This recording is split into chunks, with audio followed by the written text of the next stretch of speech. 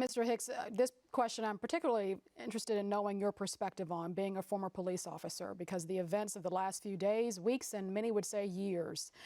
We've had protests in the streets, not just in Louisville, Lexington, but across this nation, in response to the police-involved shootings and deaths of African Americans.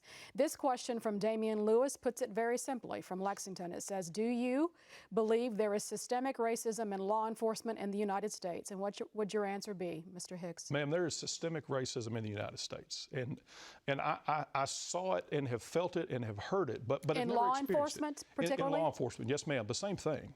We police communities of color differently than we police communities without color, and that's a tremendous injustice.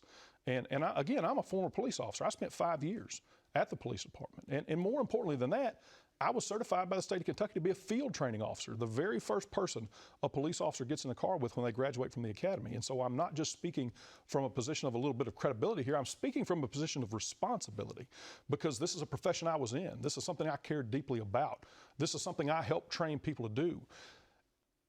And I think we have to demand better. We have to demand better than what we've seen, whether we're talking about George Floyd in Minneapolis, whether we're talking about Breonna Taylor in Louisville, whether we're talking about the litany, and unfortunately, that list of names is far too long.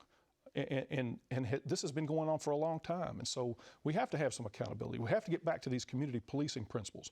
We have to get back to the idea of public service, of serving the community.